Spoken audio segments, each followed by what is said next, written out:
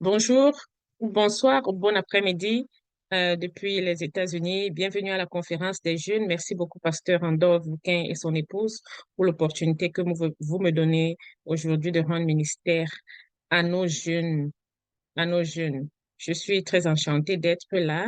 Je m'appelle Sandrine Bellon, je suis ministre de Jeunes Adultes aux États-Unis. Je travaille également dans le ministère Aspire, qui signifie Anointed Singles Pursuing Intentional Relationships, et ceci également aux États-Unis, dans notre église à Olney.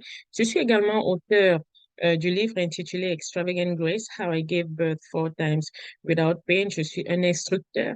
Je travaille avec les jeunes en tant que mentor. Aujourd'hui, je suis vraiment, comme je l'ai dit tout à l'heure, je suis ravie d'être là et le pasteur Randolph m'a demandé de travailler sur s'aimer tel qu'on est. Cela implique aimer son corps, aimer le genre que nous sommes, aimer le sexe que nous avons. Lorsque j'ai reçu ce sujet sur lequel je devais discuter, ça m'a ramené à m'interroger sur la question d'identité.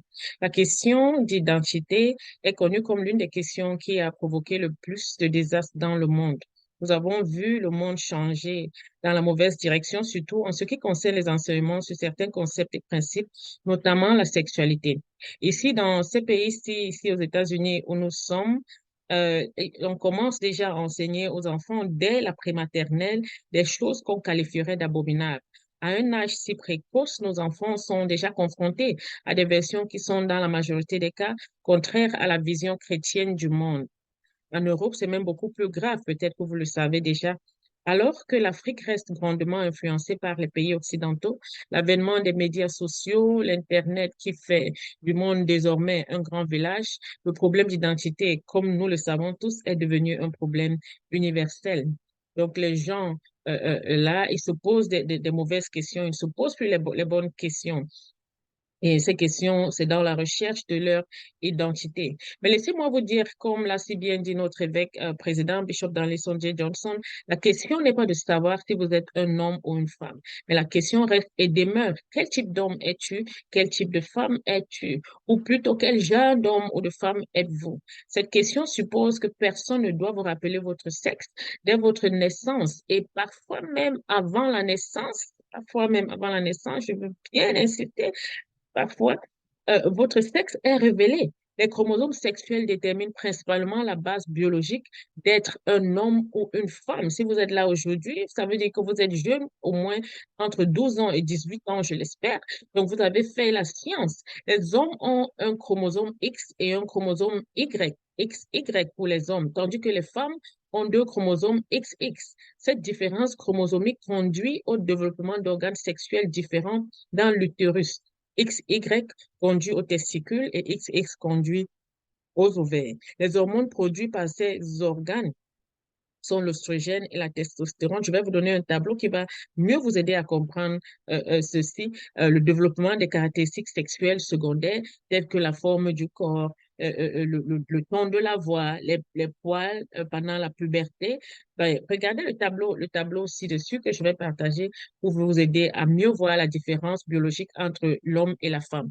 Comme vous pouvez bien le voir, les chromosomes de l'homme sont XY, ceux de la femme, tandis que ceux de la femme, c'est XX. Les organes reproducteurs des hommes, c'est les testicules, tandis que ceux de la femme, c'est des ovaires. Et puis les hormones, pour les hormones, nous avons la testostérone pour les hommes et pour la femme, l'œstrogène. À ce moment-ci, maintenant, je veux qu'on pose et que tu demandes à ton voisin, demande à celui qui est assis à côté de toi, es-tu un homme ou une femme? Ton voisin doit être capable de te répondre, il doit savoir s'il est un homme ou s'il est une femme lorsque tu regardes cette description et les différents traits que j'ai mentionnés plus tôt, le son de la voix, le changement du corps et ce qui se passe, une femme a un vagin, un homme a un pénis. Voilà une grosse différence. Demande à ton voisin, est-ce que tu es un homme ou est-ce que tu es une femme? Donc, malheureusement, cette explication biologique n'est plus suffisante. Malheureusement, c'est une explication qui n'est plus suffisante. Le point de vue théologique euh, euh, euh, vous voyez, du point de vue théologique, les croyants sont classés selon deux angles différents. l'identification et le fonctionnement. C'est pourquoi, pour identifier le croyant, tu vas entendre des termes tels que en Christ ou co-héritier en Christ. Lorsque tu vas dans la Bible et que tu lis dans Jean 15, la Bible dit, Jésus dit, je suis le cep et vous êtes les sarments. C'est une description qui montre notre unité avec Christ lorsque nous sommes enfants de Dieu. Et j'espère que tous ceux qui sont là aujourd'hui sont nés de nouveau, sont enfants de Dieu. Et si tu ne l'es pas, tu auras l'opportunité à la fin du service de naître de nouveau. Il suffira de voir le pasteur ou un des membres de l'Église pour qu'il te conduise à Christ si tu n'es pas encore né de nouveau, parce que ta vie en dépend. Ta vie en dépend et ton identité en dépend grandement. Quand on continue et qu'on lit dans le livre de la Genèse, la Bible nous dit, Dieu créa l'homme à son image et à sa ressemblance. C'est ce que la Bible nous dit. Donc, nous avons la même identité et la même fonction que notre Créateur. C'est pourquoi la Bible va dire que nous sommes la lumière du monde. La Bible nous dit que nous sommes le sel de la terre. La Bible nous dit que nous sommes des rois. La Bible nous dit que nous sommes des prêtres. La Bible nous dit que nous sommes des ambassadeurs. Ce sont là des mots forts, des mots actifs qui exige la responsabilité et bien sûr l'action. Lorsque tu entends ces mots, ça veut dire qu'il y a une responsabilité que tu dois prendre et fonctionner par rapport à cette description qu'on te donne. Lorsqu'on continue, dans Matthieu 5, verset 13, la Bible déclare que ta lumière brille ainsi devant les hommes. Que ta lumière brille ainsi devant les hommes. C'est ce que la Bible nous dit dans Matthieu 5, verset 13. Donc, en aucun cas, un enfant de Dieu ne doit être emprisonné ou enfermé dans les enclos de la médiocrité, les demeures de la défaite ou les pensées absurdes. L'enfant de Dieu que tu est destiné à briller physiquement car les hommes verront premièrement ton physique. La visibilité est ton destin. Tu dois être visible. On doit te voir. Que tu sois un homme ou une femme, tu dois être visible parce que tu es destiné à briller. Donc, la question à laquelle je veux qu'on réponde, pourquoi est-ce que tu dois aimer ton corps? Pourquoi aimer ton corps? Nous allons répondre à cette question parce que ton corps est le temple du Saint-Esprit. Pour que ton corps soit le temple du Saint-Esprit, il faut que tu acceptes Jésus-Christ comme ton Seigneur et Sauveur personnel. Donc, si toi, tu es dans la salle et tu as accepté Jésus-Christ déjà comme ton Seigneur et Sauveur personnel, sache que ton corps ne t'appartient plus. Il est le temple du Saint-Esprit. Il est devenu le siège de la personne la plus importante au monde, le Saint-Esprit. Et c'est un privilège, je t'assure. C'est la faveur de Dieu dans ta vie qui fait que tu sois enfant de Dieu, qui fait de ton corps le temple du Saint-Esprit. Tu ne peux pas entretenir ce que tu n'aimes pas. Tu ne peux pas entretenir ce que tu n'aimes pas. Donc, en conclusion, prends soin de ton corps. Prenez soin de votre corps. Tu ne peux pas abandonner ton corps. Prenez soin de votre corps. La Bible dit que vous êtes le sel de la terre. Savez-vous qu'il n'est jamais trop tard pour saler un repas? Le sel ajoute du goût, de la valeur au repas. C'est ainsi que lorsque vous prenez soin de votre corps, vous lui ajoutez de la valeur, vous lui donnez du goût. C'est pourquoi lorsqu'une jeune fille est bien mise ou alors qu'un jeune garçon est bien mis, tu vas voir les filles courir après le jeune garçon ou alors les jeunes garçons courir après les jeunes filles. On ne fait pas semblant. C'est ce qui se passe. On aime ce qui est beau, on aime ce qui est bien entretenu. Donc, c'est très normal. C'est très normal. Aimer son corps veut également dire le maintenir propre, la propreté, la propreté. Aimer son corps veut dire maintenir ton corps propre. Par exemple, brosser ses dents pour pouvoir attirer et non répugner. Vous pouvez sans souci partager la parole de Dieu. Soignez votre haleine. Soignez votre haleine. Ça doit être une priorité dans votre vie. Les aisselles, là. Lorsqu'on atteint l'âge de la puberté, on développe des odeurs corporelles dans les zones, euh, euh, vous voyez, dans les zones tropicales, comme au Cameroun, ou disons à Douala. C'est difficile de se passer des anti-perspirants, comment on appelle ça, les déodorants, je crois. Vous pouvez également utiliser des produits naturels comme du citron. Si vous avez peur de ces déodorants, vous pouvez utiliser du citron pour réduire les odeurs. Lavez vos vêtements. Cela vous évite les maladies et diminue également les odeurs. Lavez-vous, surtout les garçons qui m'écoutez là. Lavez-vous, prenez une douche. Enlevez les chaussettes sales. Laissez les chaussures sous le soleil pour estomper les mauvaises odeurs. Les filles, faites votre toilette tous les jours. Soyez fraîche à tout moment. Gardez sur vous des lingettes que vous pouvez utiliser après chaque visite aux toilettes. Utilisez des parfums. Il y en a qui ne coûtent pas très cher. Utilisez des parfums. Tressez-vous, peignez vos cheveux, coupez vos ongles courts.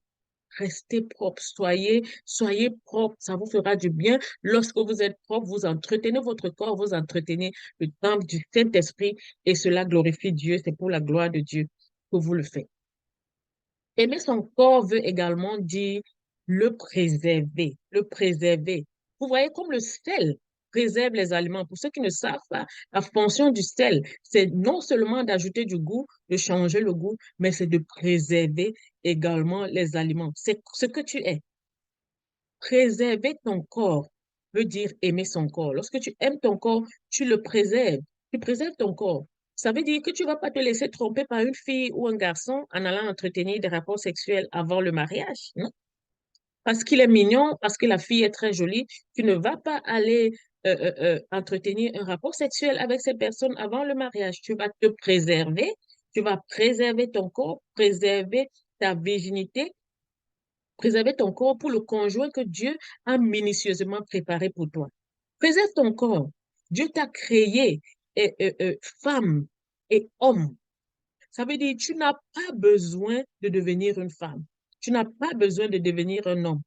Mais toi, tu mets les vernis à ongles, tu portes des sous-vêtements féminins, tu fais des efforts pour marcher comme une femme, tu fais les manières de femme. Tu sais, ça, c'est la déception de l'ennemi. C'est la déception du diable. Ce type de comportement vient directement de l'enfer. Mais je veux te demander de te ressaisir. Ressaisis-toi. Tu es un homme, tu es une femme. Si tu as un pénis, tu es un homme. Si tu as un vagin, tu es une femme. Tu es une femme. Et Dieu t'a créé ainsi pour sa gloire. Donc, arrête de marcher comme un garçon si tu es une fille. Cesse de porter les pantalons garçons si tu es une fille, les chaussures garçons pour leur ressembler. Tu es une femme, tu es belle, tu es admirable, tu as de la valeur aux yeux de Dieu. OK? Préserve ta féminité, préserve ta masculinité. Préserve cela.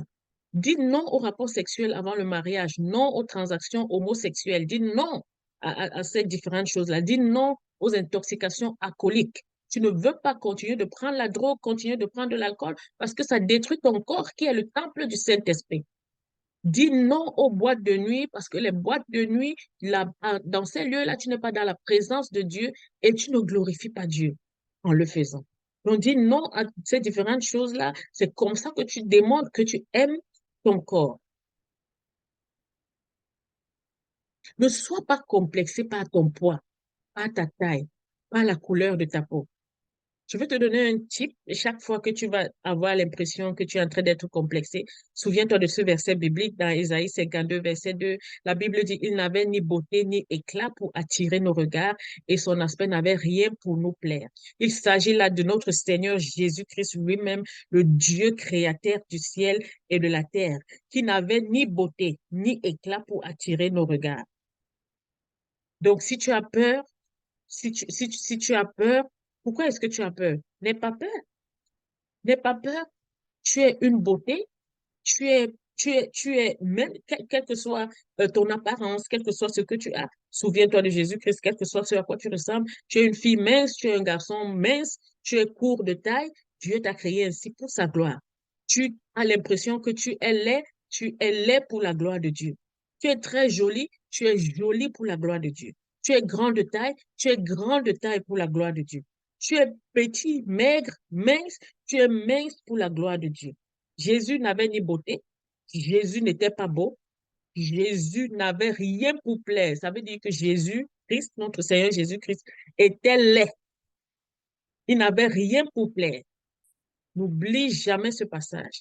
Donc, ne sois pas complexé par ton poids, par ta taille, par la couleur de ta peau. Ne sois pas complexé par tes traits physiques, parce que notre Seigneur Jésus lui-même n'était pas complexé par ses traits physiques, mais au travers de lui, des miracles se sont produits. Au travers de lui, nous sommes sauvés aujourd'hui. Aujourd'hui, nous pouvons parler de notre Seigneur Jésus-Christ dans la paix. En conclusion, comprendre sa sexualité, c'est comprendre que Dieu t'a créé un homme et une femme pour accomplir ses desseins. La Bible nous dit dans Psaume 139, verset 14, je te loue de ce que je suis une créature si merveilleuse. Tes œuvres sont admirables et mon âme le reconnaît. Donc, souviens-toi de ces passages bibliques. En tant que femme, jeune fille, tu es un instrument entre les mains du Seigneur en qui tu as cru. Il veut t'utiliser de manière particulière. Donc, bien garder son corps, car il est le temple du Saint-Esprit. Bien le préserver en restant dans la présence de Dieu à tout moment. J'espère vraiment que tu as appris quelque chose de cette session. J'espère que tu as appris quelque chose de cette session. Je suis Sandrine Bellon et j'étais votre présentatrice de l'heure. Merci beaucoup. Au revoir.